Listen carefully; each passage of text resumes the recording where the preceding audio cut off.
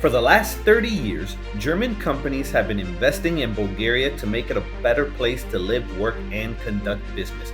In this exclusive podcast series, the German-Bulgarian Chamber of Industry and Commerce tells the story of how two cultures meet and work together to create better prospects for Bulgarian society. Let's talk business with the leaders of the most prominent German companies in Bulgaria. Hello and welcome to the podcast celebrating 30 years of German economy in Bulgaria. My name is Irina Bushtarova and today we're live from the Sofia office of Kaolin. We meet with Dr. Wolf Harlfinger. He is the CEO of Kaolin, part of the German group Quarzwerke. He is also a member of the board of directors of the German-Bulgarian Chamber of Industry and Commerce.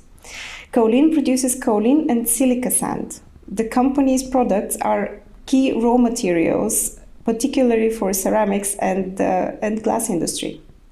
With 100 years of experience, Kaolin sits under Quarzwerke Group and the firm operates 12 plants in Bulgaria, Serbia and Ukraine, providing employment to more than 1,300 people in Eastern Europe and serving customers worldwide in 40 different countries. This year, Kaolin is celebrating 100 years since its establishment in Bulgaria and 10 years as part of Quarzwerke Group. Dr. Harlfinger joined the company in 2013. He has a law degree and started his professional development in international law in Germany and the UK, servicing various industrial clients in corporate and commercial activities. Dr. Harlfinger, welcome to the podcast. Thank you very much. Quarzwerke acquired Kaolin in 2013. Approximately around the time when you also joined the company, so you have been observing the whole development since its very beginning. What were the key reasons behind the decision to invest in Bulgaria back then, and how do you evaluate this decision 10 years later?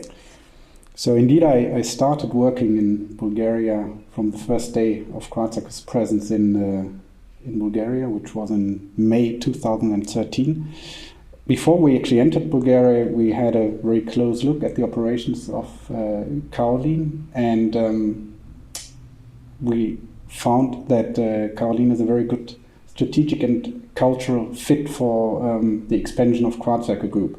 Mm-hmm. So if you look at the history of Quarzwerke, it was established in the end of the 19th century and was very much focused on its German activities.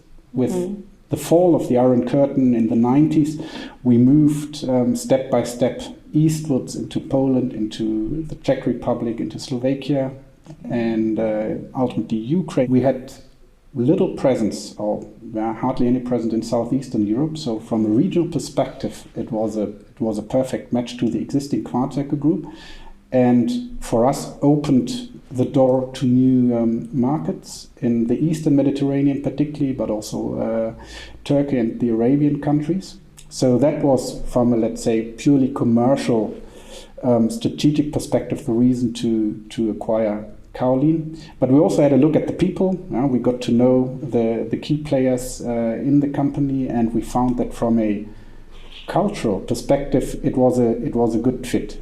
People very dedicated to the company and with a, let's say, very long-term perspective on how to develop the company in terms of investments and growing into new markets. And that's what we were looking for and what we are still very happy about. Both companies had also very rich history behind them, from what I hear. I mean, we seldomly speak of companies who have more than 100 years of history behind them. This is also very exciting.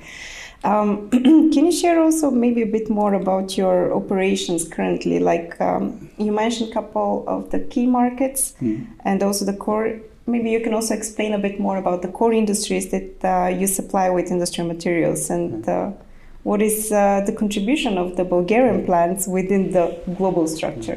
Maybe I can briefly comment on your, let's say, remark regarding history. Yeah. Having 100 and something years of history is not very untypical for German companies. What is, let's say, very special about us is that we are family-owned. So it was established by a family. That family is still on board as shareholders, and they also are on top of the management. So the CEO of Quarzwerke Group is part of the Lindemann Berg family, who also are majority shareholder in Quarzwerke, which amazing. gives a, let's say, very strong signal of personal dedication. But also, we are not dependent on any, let's say, short-term financial benefits, but it allows us to pursue a very long-term investment strategy, very long-term strategy of investing into plants, into people, and harvesting in decades to come. And that's what makes our company very special and ultimately also very successful in what we do.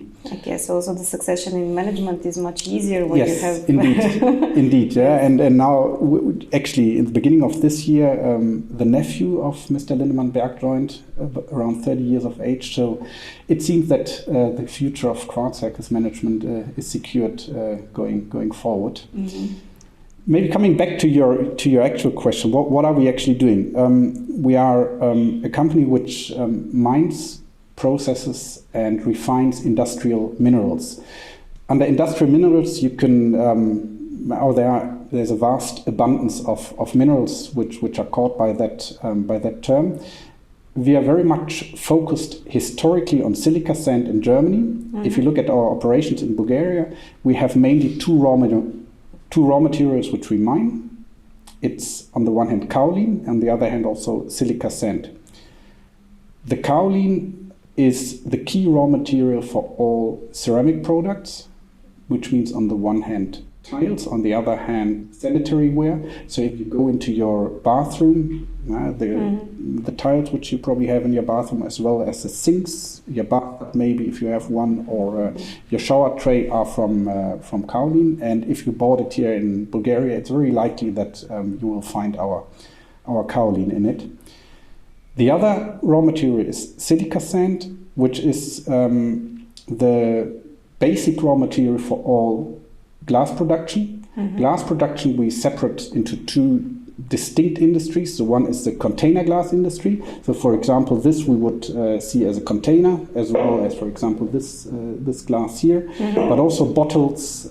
So everything where you can put liquids inside is container glass, mm-hmm. which is very strong in Bulgaria, but also surrounding countries.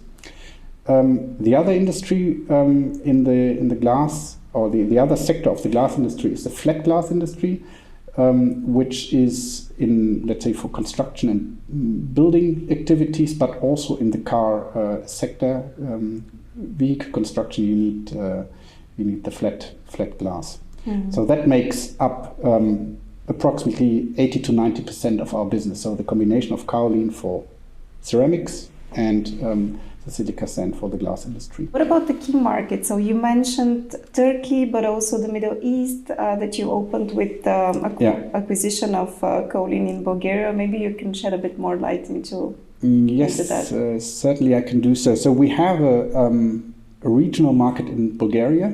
Mm-hmm. The glass market is very strong in Bulgaria. Targovishte, but also Plovdiv, Sofia has glass plants of major industrial international players, okay. Which we serve, and it makes up about 50% of our total revenue in kaolin, the local Bulgarian market. Okay. And then we have got export markets, the strongest one, single one being Turkey. Mm-hmm. Romania is strong, Egypt, North Africa is strong. If we look back at the past 10 years, how would you describe the business climate in Bulgaria developing? And maybe you can also share a bit more about the current challenges that, and also the opportunities that you have encountered as CEO here in Bulgaria. Yeah, certainly I can do so. I think what you need to distinguish between the, let's say, general developments in Europe, but also worldwide in terms of business climate, mm-hmm. and of the specifics in Bulgaria, which are more mid to long term, let's say, on the one hand challenges, but also opportunities. Mm-hmm.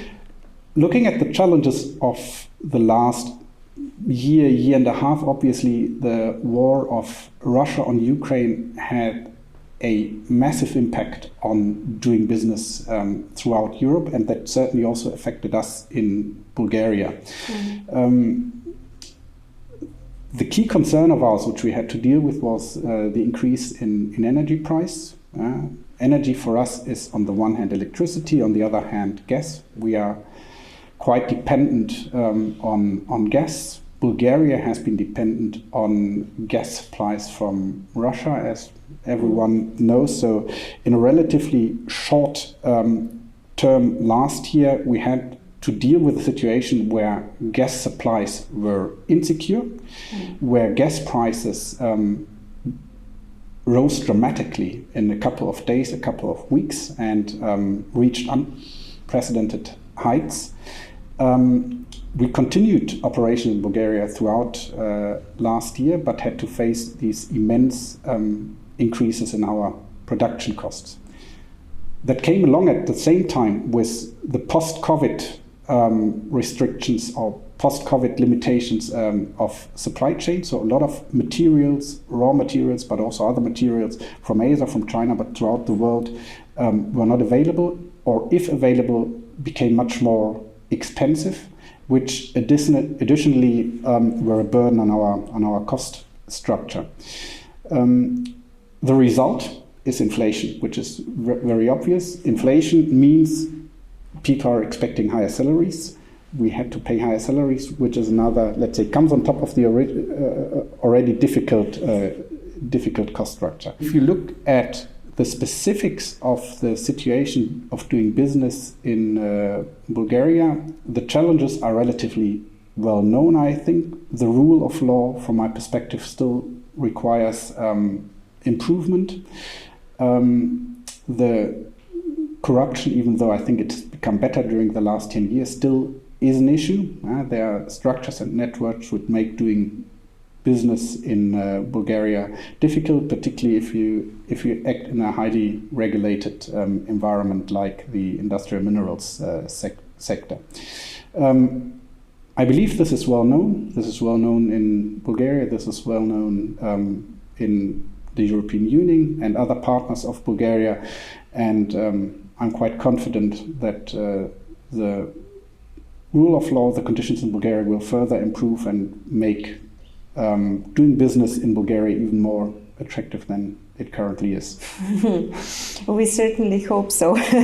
We are currently going through a transition on a governmental level, so I think it is very important also for the industry to give the right signs and signals of what it would expect in order to grow and to develop, because the opportunities are there. The question is, how are we going to use them? Absolutely. Okay. So during my research, I also learned about some ambitious plans that you have for the future. So you intend to invest 80 million euros in building your new plant in Dulovo. Yeah. By 2025, you aim to launch the most modern and efficient processing plant for kaolin and silica sand in Europe. Your industry is not typically associated with innovation, but can you maybe lift the curtains and share a bit more about the technologies that you're planning to apply, or in what direction you are thinking about automation and digitalization of the processes? What is so unique about this new plant? You will find out. So it's indeed our project in Dulovo is an idea and a project which has been around for about 2 decades now. So it's not historically an idea of Quarzwerke. It's a project which we acquired when we acquired Kaolin, and a lot of efforts, financial but also human resources efforts, have been put into making that project become true. We've secured concessions in the area. We've conducted a lot of talks on political level locally with the municipality, but also with the Bulgarian state, to get the required support and also the required administrative decisions in order to proceed with our investments. Ultimately, last year, the year before, we have reached a stage where I believe we can say the project in Dulovo is going to materialize, and we've actually started our first activities in the region. You were asking about why we say it's the most modern and most efficient plant. The idea of our new plant in Dulovo is, in fact, there are two main directions we are going into. The one is efficiency, and the other one is yield. I will briefly explain what I understand under both of these. Mm-hmm. Efficiency is how much do we put in terms of output, and there's on the one hand the energy efficiency, and on the other hand the labor intensity. And to just give you an example, one of our key processes in the beneficiation of kaolin is the filtration and drying of the material. Mm-hmm. And with the new installation in Dulovo, we will save about 50 to 60% of the input of energy in that process. So that's the efficiency is the one hand. The yield is the other hand. Yield means we take the raw material, mm-hmm. and how much product do we get out of the raw material? Mm-hmm. There's also always going to be a small amount of waste of which we cannot turn into a product. At the moment, 15 to 20% of the raw material we cannot turn into product, but it goes back into a tailing pond where it settles. And that material we want to turn into product in order to increase actually the percentage of output from the raw material which we mine. But of course, your investment is not going to only affect the structure of the power plant. The collateral effects of kaolin's presence in the different regions of Bulgaria has also its effect on society and the whole municipality. Can you maybe give me an overview of what do you see changing in these regions where you're present? What opportunities do you create also for the whole region and other businesses and local communities in general? We are in Sofia at the moment, as you initially said, but this is only a representative office. So where our operations, our plants are all over Bulgaria, and most of them in the most underdeveloped regions of Bulgaria. So our head office is in Senovo. We've got big operations in Vetovo. We have operations in Kaolinovo, which is close to Dulovo. All of that is in the northeast of Bulgaria. The most evident impact which our operations have is that we give employment to people in the region. So we are talking about a total of 1,000 in Bulgaria. So more or less 1,000 families are directly living on working for Kaolin.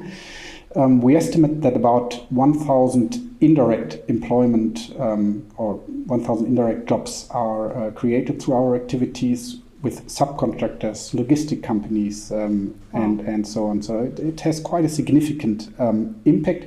Which is even greater impact because I think in the other developed... It's huge, and the problem is being the only relevant employer comes along with a relatively high level of social responsibility. Mm-hmm. So often it's either Kaolin who supports local communities or there's no one to support. So we have quite an active program to support the development in the communities where we work in. We are very much focused on sports and cultural activities. We support kindergartens. We organize or support events when the municipalities have certain anniversaries or celebrations. And that's actually a very fruitful cooperation. So in all the regions where we operate, we have a very close and very good relationship with the local representatives. Your key area of investment activities is the energy efficiency and the CO2 footprint reduction. I just before our conversation, I found out about the solar power plant that you're planning to build. Yeah. What steps have you taken to incorporate such sustainable practices into your operations in order to minimize the footprint, the carbon footprint?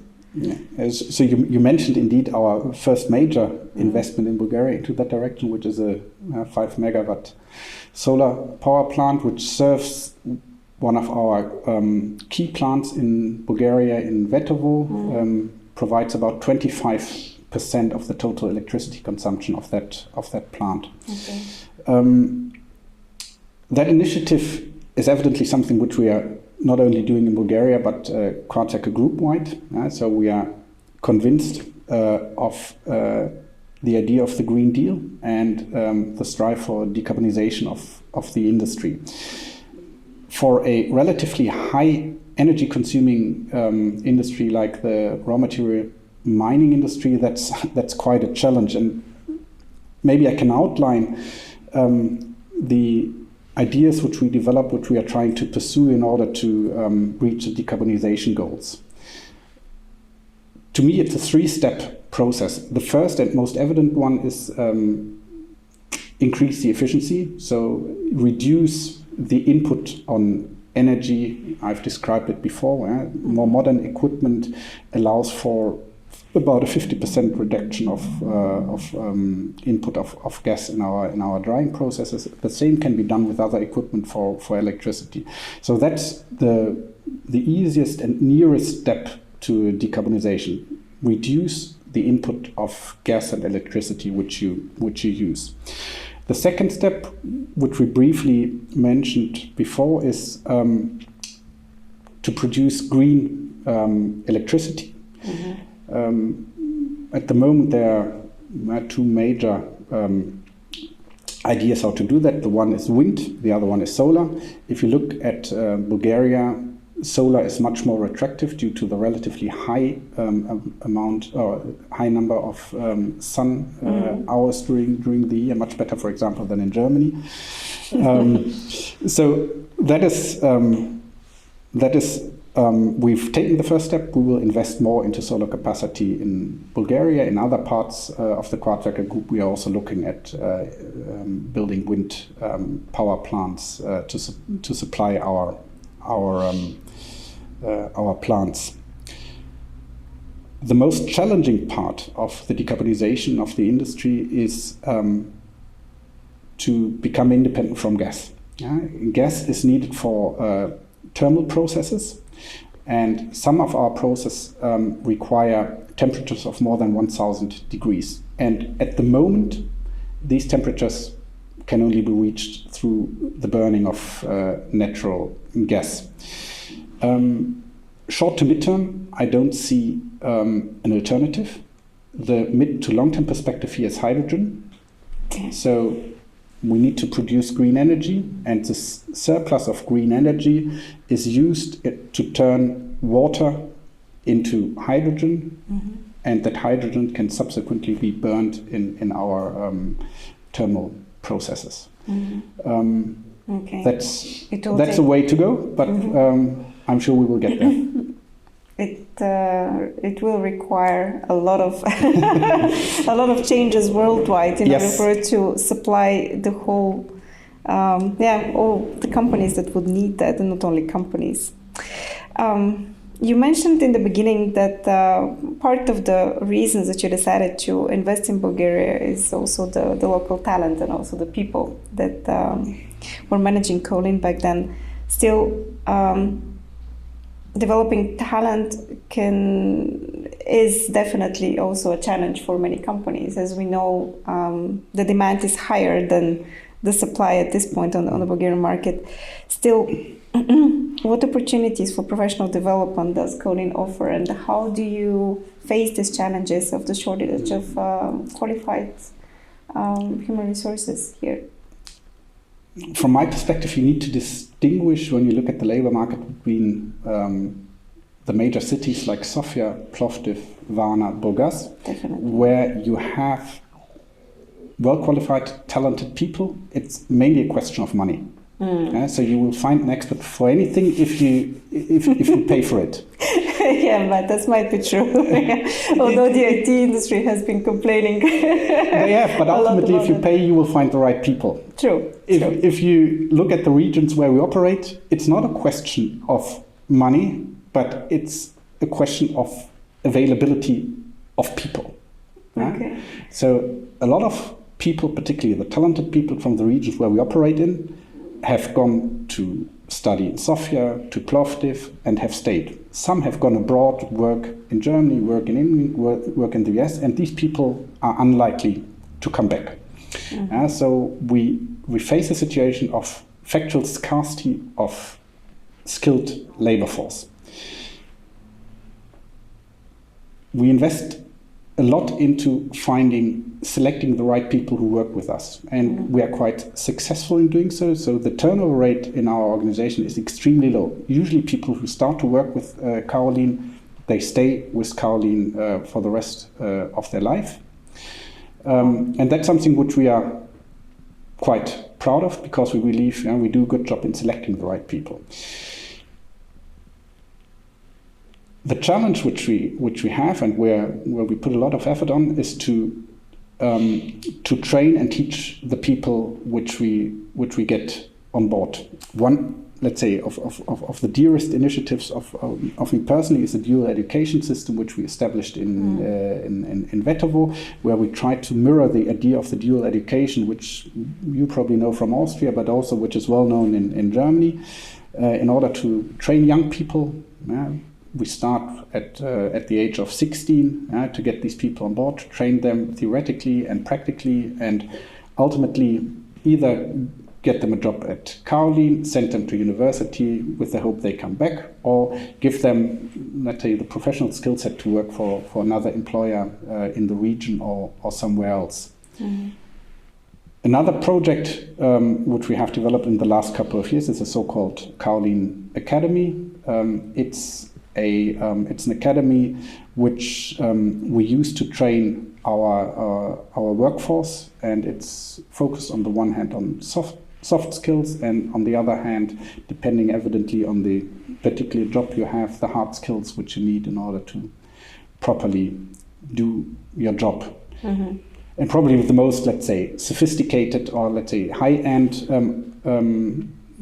professional training is that we provide master programs to the most ambitious and most talented young people which we have. So we just had this year one of our young lawyers who joined the MBA program of the Bulgaria University in order to advance his career.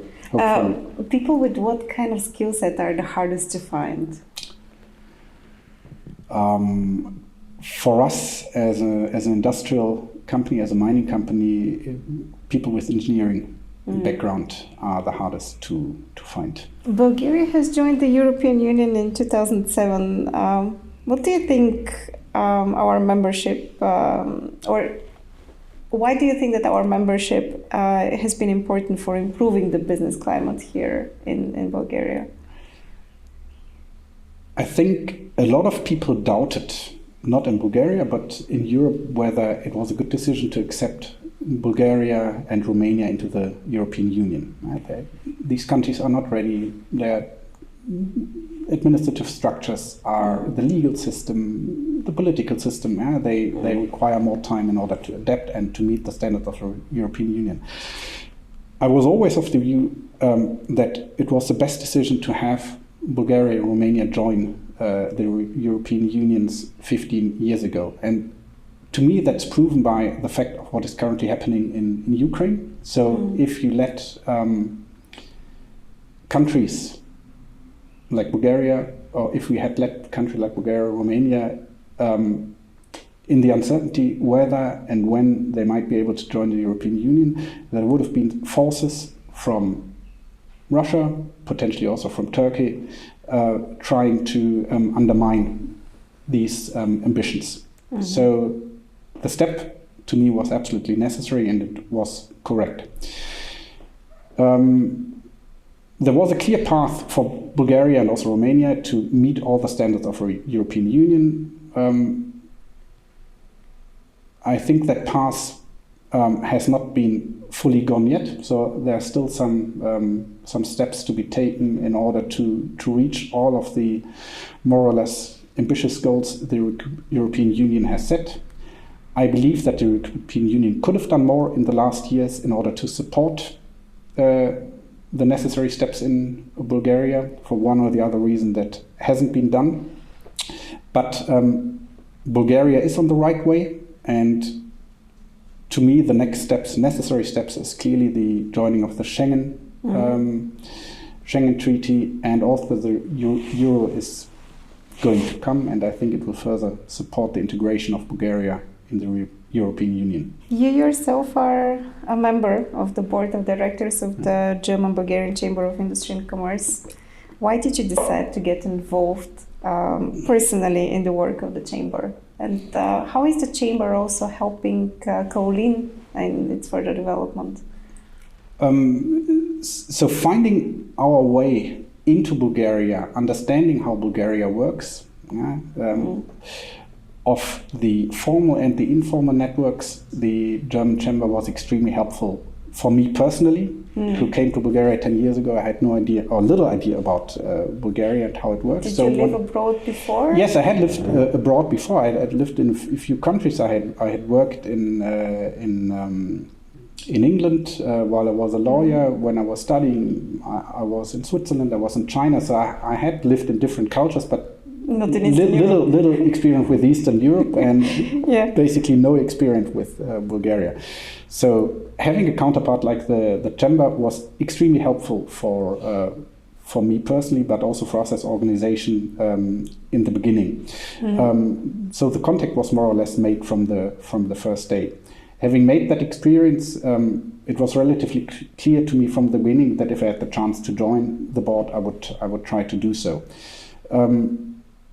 That's one perspective of our activities. So we want to foster investment of German investors in Bulgaria, want to support them to enter the market and want to support them in the local activities, helping them to find their way in the Bulgarian administration, talking to politicians if need be. The other way is we also want to support Bulgarian investors going into Germany. That's a relatively small part of what we do, but we also intend to increase these activities. We are now founding a new office in Berlin with a representative of ours from our chamber in order to be the local counterpart for Bulgarian investors in Germany. On a more personal note, you moved to Bulgaria 10 years ago in 2013. Yeah. What did you learn about doing business and managing people in Bulgaria, which is a bit different from maybe doing that in Germany? It is indeed quite very different from my previous experience, which I had in Germany. And previous experience in Germany, to me, was mainly working as a lawyer.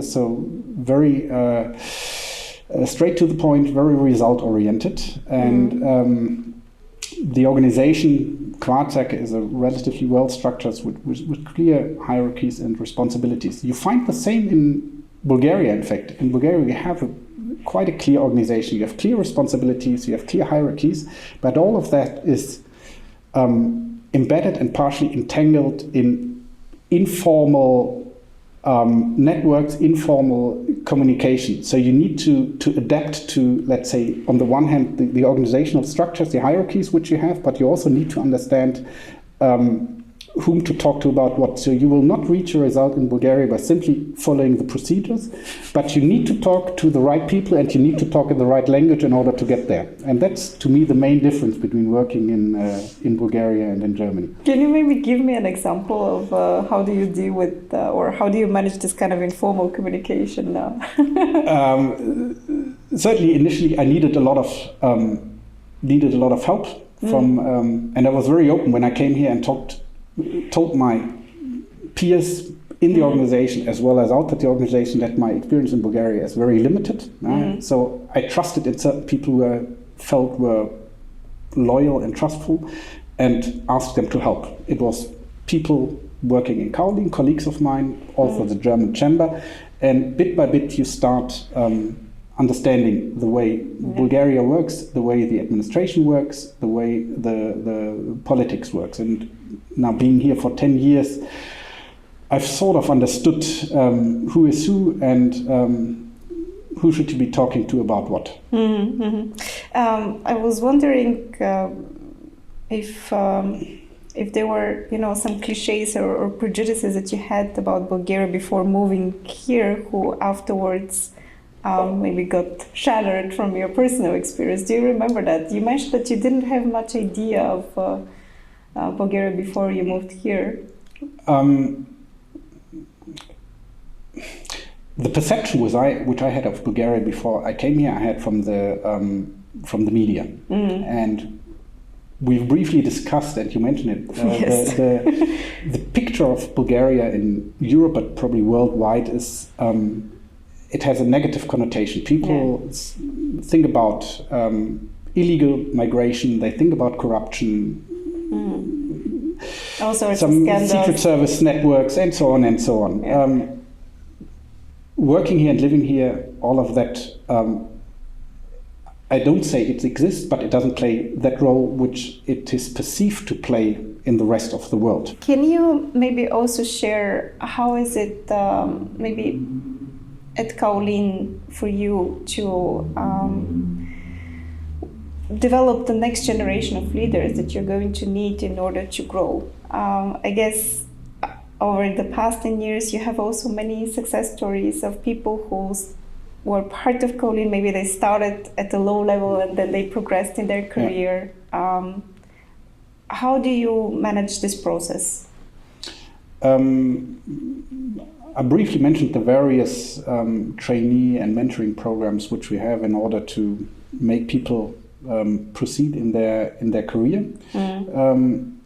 One aspect which I've been always trying to support is the exchange of information, but also people between Bulgaria and Germany. So we had people from our organization in Bulgaria who've moved to one of our Quarzwerke operations, and vice versa as well. And I think that exchange of experience and communication, and this is not always that the Germans teach the Bulgarians, but also vice versa. Bulgarians, and particularly from our industry, have a lot of experience from which we as Quarzwerke Group can benefit. The Bulgarians have, at least in Kaolin, they have made good experience to make good things out of very little, with little money, find good technical solutions how to operate a plant. Yeah. If you ask me what skill set, hard skills, soft skills, do we need in our organization, I don't think we are much different from any other organization. It very much depends on whether you work as an accountant or as a lawyer in the administration, or whether you work in a plant as a plant manager or operate one of the machines. I don't think that we, Kaolin, require anything else which someone else does not require.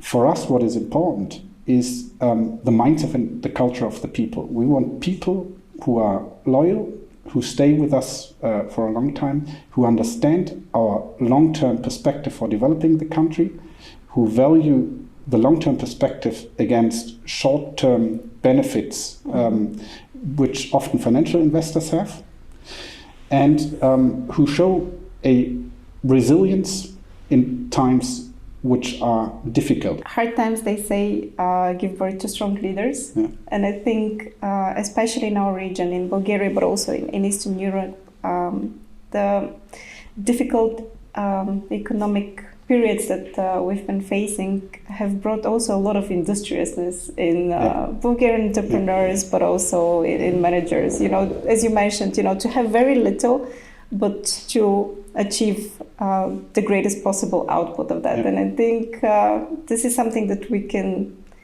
probably teach also to others in the world. Definitely. Yeah. Thank you for recognizing this, and also thank you for bringing this kind of ethics when it comes to doing business here in Bulgaria. I think Kaolin is giving a great example.